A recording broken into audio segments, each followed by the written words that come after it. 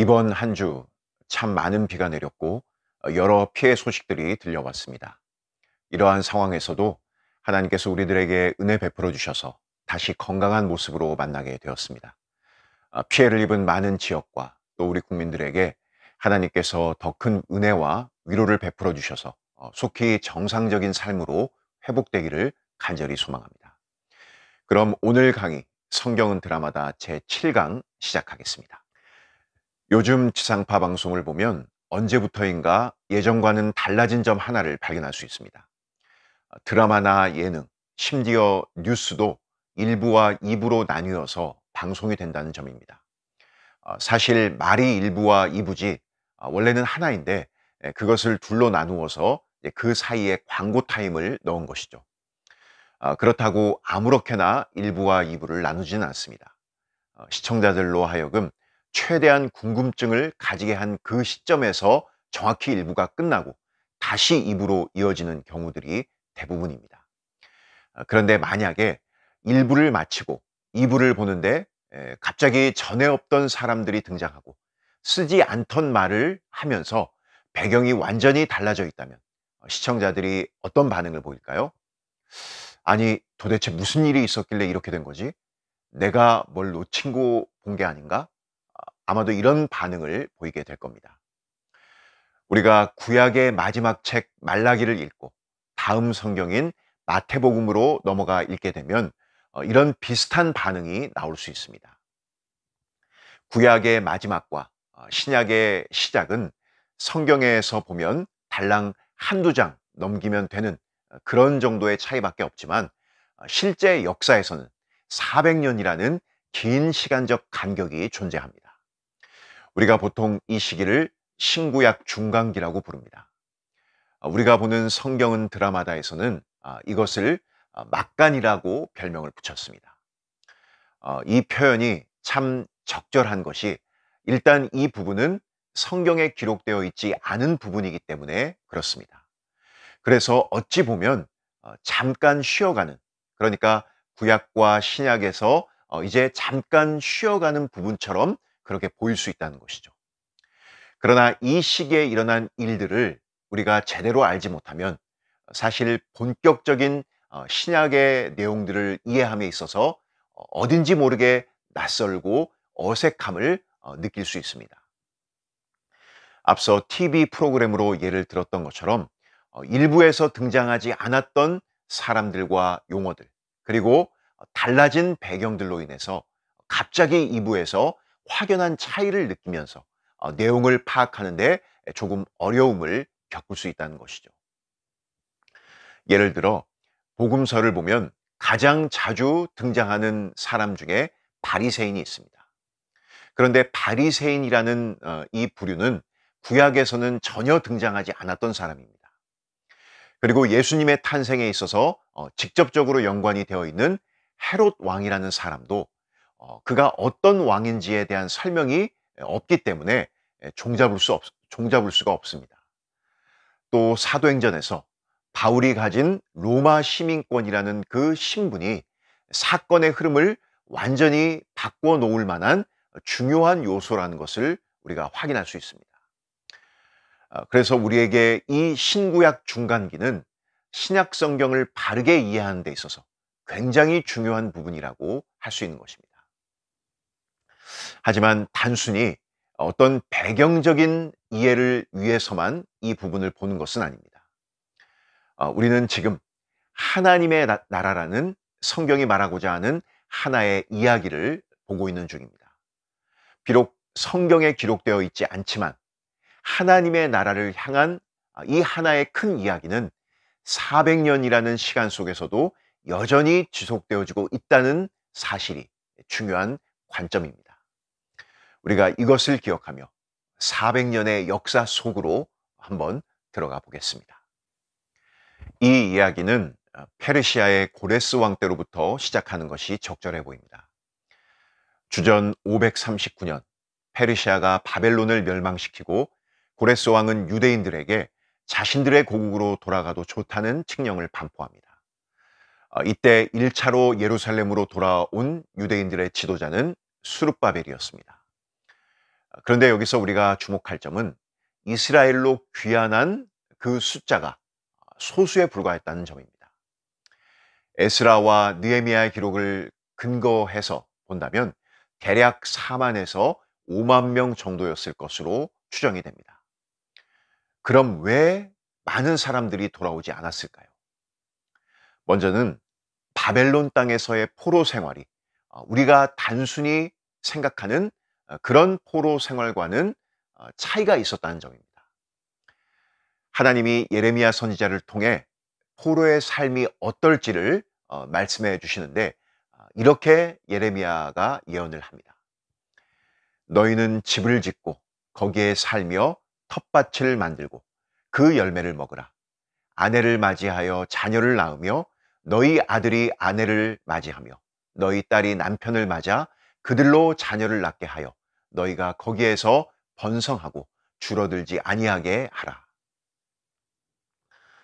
여러분 어떤가요? 만약에 앞뒤 문맥을 고려하지 않고 본다면 이것이 포로의 삶이라고 전혀 생각이 되어지지 않습니다. 그러니까 애굽 땅에서 노예로 살던 그 과거의 모습과 이 바벨론에서의 삶이 전혀 같지 않았다는 것이죠. 이것은 바벨론이 포로들에게 펼쳤던 그 정책들과도 어느 정도 일치하는 부분입니다. 그렇게 70년을 살면서 예언된 말씀처럼 자녀를 낳고 또 그 자녀가 자녀를 낳아 살다 보니 그곳이 이제 자신들의 삶의 터전이 되어버린 것입니다. 그래서 이제 이 시점에서부터 유대인들은 크게 두 부류로 나뉘어지게 됩니다. 소수이지만 고국 이스라엘로 돌아와 유대인 공동체를 이룬 사람들이 있었습니다. 이들이 바로 복음서에 등장하는 당시 이스라엘에 거주하던 유대인들입니다. 반면 또 다른 부류, 즉 많은 유대인들은 고향 밖 다양한 지역에 흩어져 살게 되는데 사도 바울이 전도 여행을 떠났을 당시 주후 1세기에는 이미 거의 모든 이방 도시에 흩어져 유대인 공동체를 이루며 살고 있었다는 것이죠. 이들을 보통 디아스포라라고 부릅니다. 그렇다면 이스라엘이 아닌 다른 지역에 살았기 때문에 그 나라와 문화에 흡수되어서 동화되어 그들이 살아갔을까요? 그렇지 않았습니다. 오히려 자신들의 구별된 정체성을 유지하고 강화하기 위해 더더욱 열심을 내었다는 것입니다. 이들이 몇 가지 힘써 지켰던 사항들이 있었는데 안식일에 예배를 드리고 기도하며 회당을 중심으로 성경을 연구한 그러한 활동들이었습니다. 우리가 사도 바울이 이방 지역을 전도하면서 가장 먼저 찾아갔던 곳이 유대인 회당이라는 것을 여러분 기억하고 있습니까? 이 회당이라는 곳이 사실 구약 시대에는 없었습니다. 그런데 디아스포라 유대인들이 자신들의 정체성을 지키기 위해 유대인 성인 남성 10명 이상이 모이게 되면 회당을 지을 수 있었고 거기에 모여 예배를 드리고 기도하며 또 교육과 사법, 경제, 정치의 중심으로 삼았던 그러한 곳입니다. 하지만 그렇다고 해서 회당이 예루살렘에 있던 성전을 대체할 수는 없었습니다. 그래서 이방 지역에 살면서도 그들은 성전세를 냈을 뿐만 아니라 1년에 3번 중요한 절기에는 예루살렘으로 순례 여행을 떠났던 것입니다. 사도행전 2장에서 오순절 때 모였던 각 나라의 유대인들이 바로 그러한 이유로 예루살렘에 모였던 사람들이라고 할 수 있습니다. 우리 교재를 보면 신구약 중간기 유대인의 삶을 지탱해 주었던 5가지 기본 신조가 무엇인지를 설명해 주고 있습니다. 400년이란 기간 동안 여기 그들은 예루살렘에 거주하던 유대인과 디아스포라 유대인 모두를 포함합니다. 그들이 무엇을 붙잡고 있었는가 하는 것이죠. 그 5가지는 이렇습니다. 첫째로 그들은 세상의 창조주요 역사의 통치자이신 한 분 하나님만을 믿는 유일신론을 가지고 있었습니다. 사실 이것은 하나님께서 그들을 구별하여 부르셨던 처음부터 늘 강조하시며 이스라엘 백성들에게 명령하셨던 부분입니다. 둘째는 하나님이 특별한 목적을 위해 이스라엘 백성들을 택하셨다는 선택에 대한 선민 사상, 그러한 믿음이었습니다. 우리가 지금까지 구약에서 보았던 일련의 과정들, 특별히 가나안 땅에 하나님이 그들을 옮겨 놓으신 목적 자체가 이스라엘을 통해 모든 민족이 하나님의 복을 받을 수 있도록 하셨다는 것을 확인한 적이 있습니다. 바로 그러한 이유로 그를 특별히 선택하셨다는 것이죠. 그리고 셋째로 율법입니다. 유대인들은 특별히 이것을 토라라고 불렀습니다. 모세 오경을 가리키는 표현입니다. 그들이 지키고 붙들어야 할 유일한 교훈은 바로 모세를 통해 하나님께서 주셨던 율법이라고 할 수 있습니다. 이것이 그들의 삶을 붙드는 근간이었다는 것이죠. 넷째는 성전입니다. 하나님이 주신 땅에 세워진 성전이야말로 하나님께서 이스라엘 백성들과 함께 거하시는 거룩한 곳이었기에 성전에 대한 그들의 마음은 남다를 수밖에 없었습니다. 그리고 마지막 다섯 번째이자 400년 동안 유대인들이 가장 강력하게 붙들고 있었던 믿음은 바로 하나님께서 이스라엘을 회복시키실 것에 대한 소망이었습니다. 이것은 그들이 실제 처해 있던 환경 속에서 자연스럽게 점점 강화되었던 믿음이라고 할 수 있습니다. 그렇다면 우리는 여기에서 필연적으로 400년 동안 이스라엘 백성들에게 어떤 역사의 과정이 전개되었는지를 확인해 봐야 합니다. 다시 페르시아의 고레스 왕 때로 돌아가 봅니다.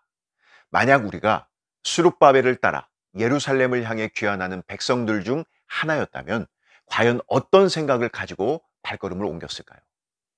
아마도 하나님이 자신들을 구원하셨다는 어떤 확신과 기쁨으로 의기양양했을 것이 분명합니다. 그렇겠죠? 실제로 이사야 선지자의 예언에 등장했던 바로 그 사람 고레스가 예레미야 선지자의 예언대로 70년 만에 다시 고향 땅을 밟게 하는 그 일이 이루어졌습니다. 그런데 시간이 흐르면 흐를수록 자신들의 기대와는 전혀 다르게 상황이 전개되어 가는 것을 보게 됩니다. 하나님이 예루살렘으로 돌아온 자신들을 통해 놀라운 개혁을 이루실 것이라는 기대를 가지고 있었지만 여전히 이방 땅에서 돌아오지 않은 수많은 동족들이 있었고, 비록 성전은 재건되었지만 솔로몬 때의 영광과는 비교할 수 없는 초라한 모습을 지켜봐야 했습니다. 그리고 무엇보다 그들은 아직 페르시아의 식민 지배 상태에서 벗어나지 못했던 것입니다. 그렇게 200년이라는 시간이 흐릅니다. 이제 역사의 한 복판에 등장한 나라는 헬라 제국, 곧 그리스입니다. 알렉산더가 주전 331년에 페르시아를 정복하면서 새로운 역사를 써가기 시작합니다. 우리가 역사에서 이 헬라 제국을 떠올릴 때 무엇보다 기억해야 할 것은 그들이 남긴 문화적 요소입니다. 소위 우리가 말하는 헬레니즘 문화입니다. 헬레니즘 문화는 전 세계에 큰 영향을 주었고 여기에는 유대인들 역시 예외가 아니었습니다.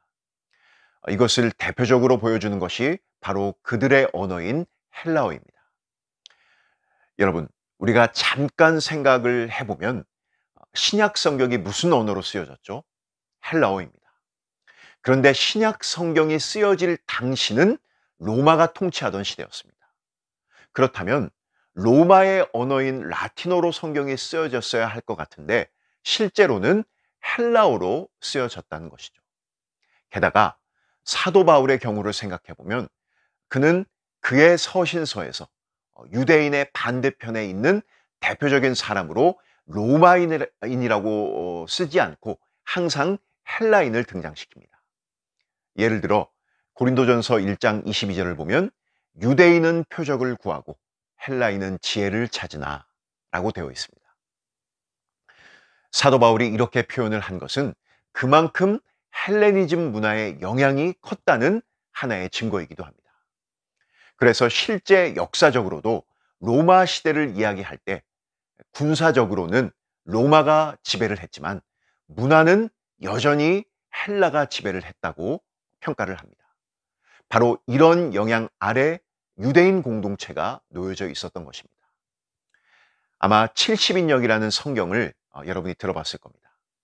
본래 히브리어로 된 성경을 72명의 유대인 학자들이 번역한 성경을 가리켜 70인역이라고 부르는데, 이때 사용된 언어가, 번역된 언어가 역시 헬라어입니다. 이것을 통해서도 헬라의 영향이 얼마나 깊고 넓게 유대인들에게 뿌리 내렸는지를 짐작해 볼 수 있습니다. 하지만 헬라 제국이 단순히 문화적인 영역에서 영향을 끼쳤던 것만은 당연히 아닙니다. 알렉산더가 33세의 젊은 나이에 죽게 되자 이제 헬라 제국은 4명의 장군들에 의해 영토가 나뉘어집니다. 이스라엘은 특별히 여기에서 두 나라, 두 왕조, 이집트를 중심으로 한 프톨레마이오스 왕조와 시리아를 중심으로 한 셀레우코스 왕조 사이에 끼어서 그들의 지배를 당하게 됩니다. 처음에 이스라엘 영토를 차지했던 쪽은 프톨레마이오스 왕조입니다. 알렉산더가 죽은 주전 311년부터 198년까지 지배를 받게 되는데, 이들은 매우 관대한 정치를 펼칩니다. 이 기간 동안 이집트에도 큰 유대인 공동체가 생겨날 정도였습니다. 사도행전을 보면 아볼로라는 인물이 등장을 하죠. 이 사람이 성경을 보면 알렉산드리아 출신이라고 밝히고 있는데, 이미 이때부터, 이 시기부터 유대인들이 정착해 살아가면서 그 영향이 당시 주후 1세기까지 쭉 이어져 영향을 미치게 된 것입니다. 또한 앞서 언급한 70인역이 이집트 지역을 중심으로 만들어지게 된 것도 당시 분위기가 어땠는지를 확인할 수 있는 좋은 예라고 할 수 있죠. 하지만 문제는 그 다음 셀레우코스 왕조의 지배를 받은 주전 198년부터 164년까지의 시기입니다. 기간은 짧지만 이들은 프톨레마이오스 왕조와는 전혀 반대로 노골적으로 헬레니즘 문화를 강요하며 식민지를 통치하려 합니다. 그리고 이것이 종교적인 영역을 막는 데까지 이르게 된 것이죠. 특별히 안티오쿠스 에피파네스 4세가 지배할 때 최고조에 이르게 됩니다. 이 사람은 자신의 제국에 심각한 위협을 두 가지로 봤습니다. 외적으로는 이제 강국으로 부상하기 시작한 로마의 존재였습니다. 로마는 그리스의 영토를 침략하지 않는 조건으로 엄청난 양의 조공을 요구하며 위협적 존재가 됩니다.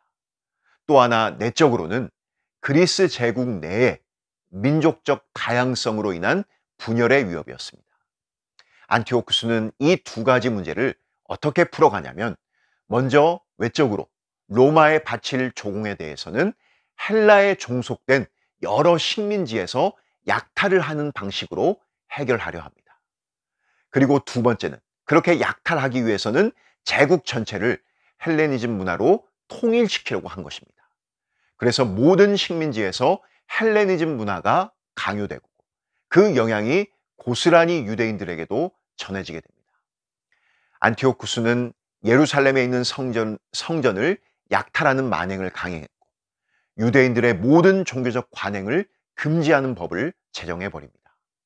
할례와 안식일 준수, 또 성전 제사를 금하고 이것을 어기면 잔인하게 사형에 처한 것이죠.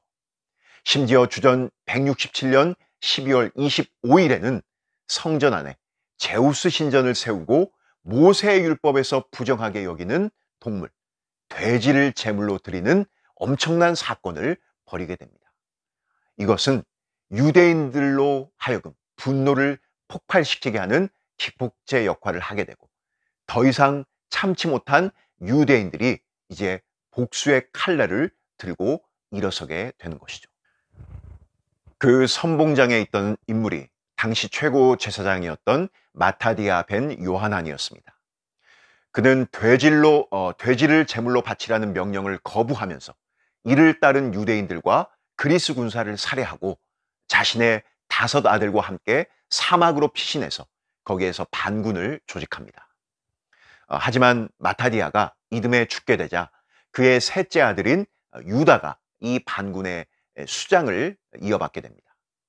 유다는 적군을 망치로 공격을 한 것으로 유명했는데, 그래서 망치라는 뜻의 마카베오라는 별명이 붙었고, 그를 따르는 당군들을 가리켜서 마카베오군, 이렇게 부르게 됩니다. 그리고 이들이 일으킨 일련의 사건, 이것을 마카베오 혁명, 이렇게 부르게 됩니다. 사실 이들은 수적으로나 여러 면에서 셀레우코스 군에 비해 열세였지만 놀라운 승리를 거두게 되었고, 마침내 주전 164년 12월 25일 호산나를 외치고 종려나무 가지를 흔들며 예루살렘으로 진격해 들어갑니다. 복음서에서 예수님이 예루살렘에 입성하실 때 모습을 보면 유대인들이 호산나를 외치고 종려나무 가지를 흔들었던 그 모습의 기원이 바로 여기에서부터 시작이 됩니다.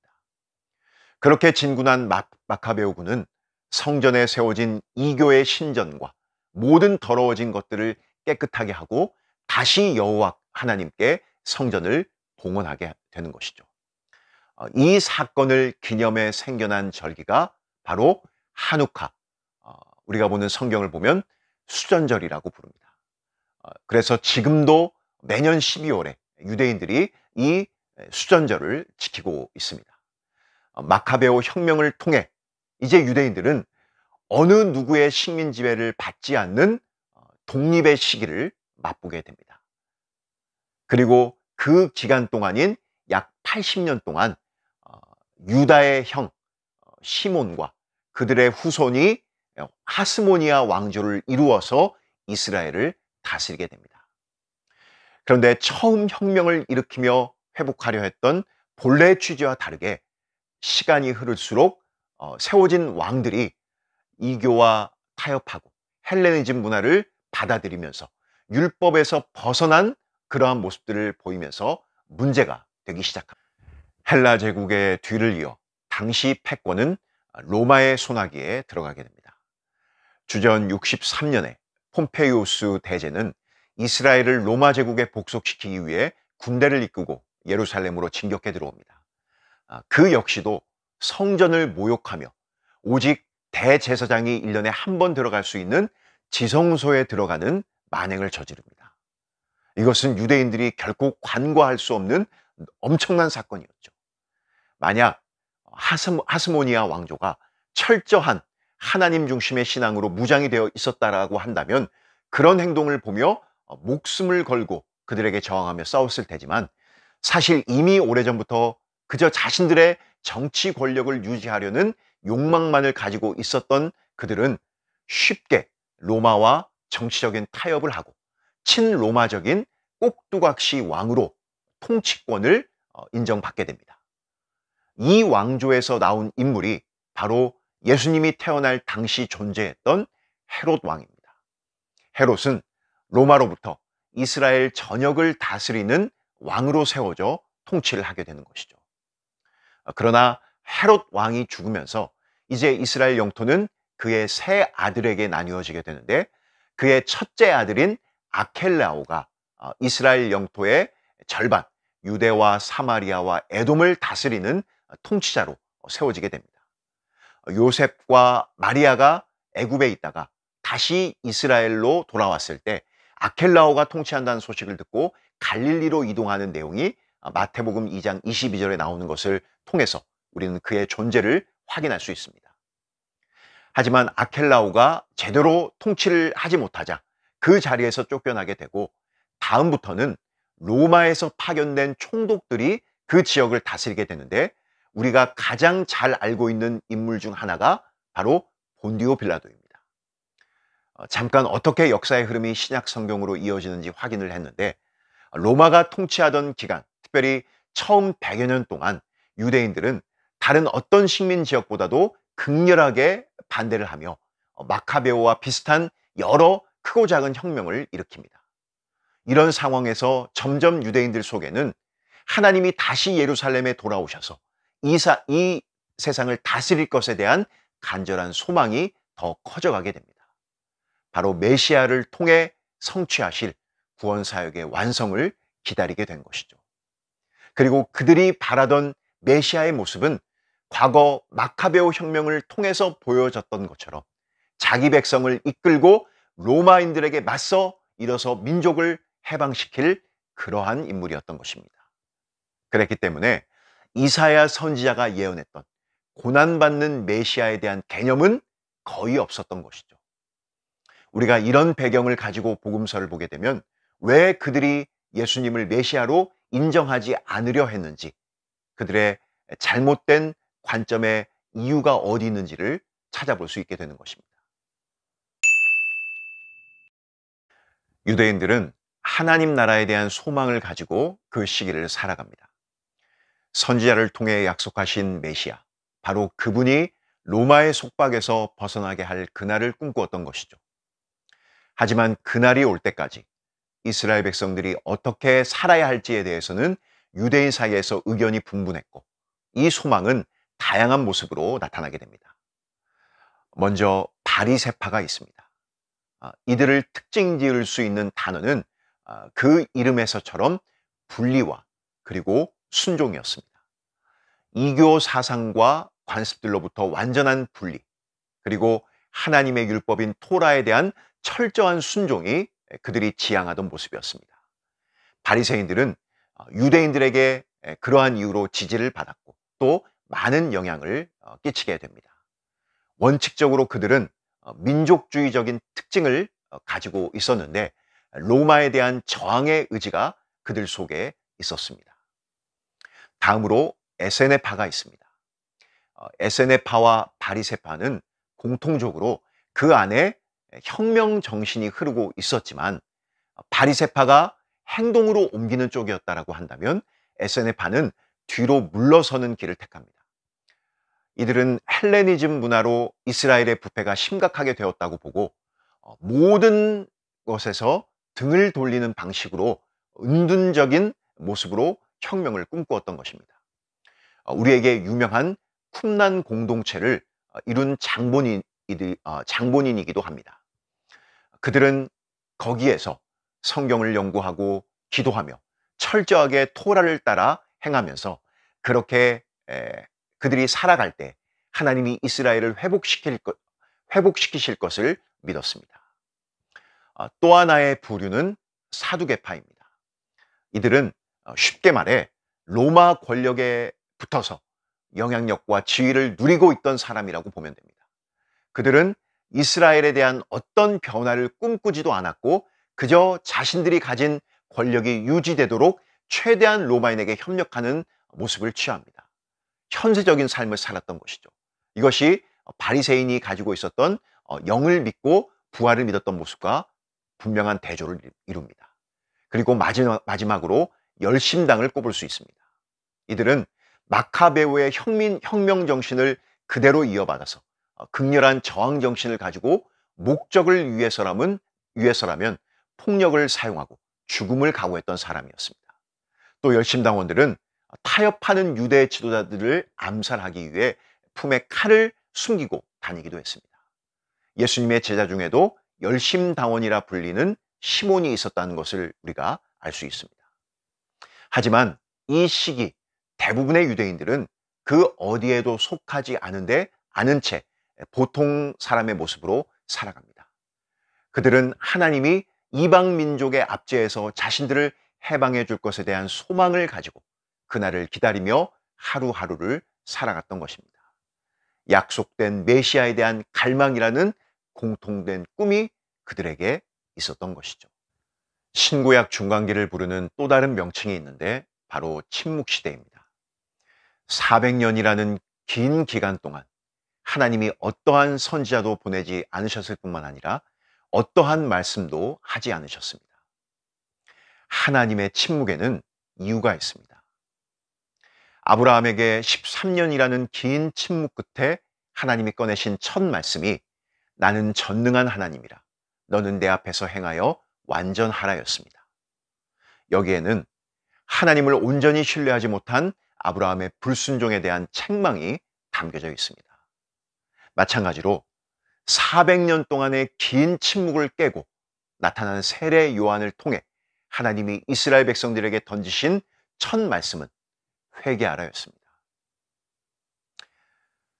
하나님 나라의 거룩한 백성으로 우리가 서기 위해 필요한 것은 회개입니다. 400년의 긴 기간이 신구약 중간기로 존재했던 것은 어쩌면 그들에게 하나님께서 던지신 묵직한 메시지가 존재했다는 것입니다. 하나님의 침묵은 그저 단순한 침묵이 아니라는 것입니다.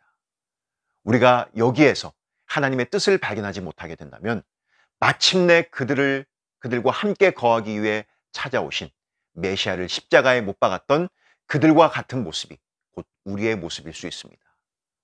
우리는 하나님의 나라를 소망하되 하나님을 바르게 알고 우리의 삶 속에서 매일 우리의 발을 씻으며 하나님의 뜻을 구하며 살아가야 하는 그러한 모습들이 우리에게 있어야 하겠습니다. 오늘 강의는 여기까지입니다. 다음 주는 수련회 관계로 강의를 한 주 쉬고 그 다음 주인 8월 22일에 여러분과 다시 만나겠습니다. 감사합니다.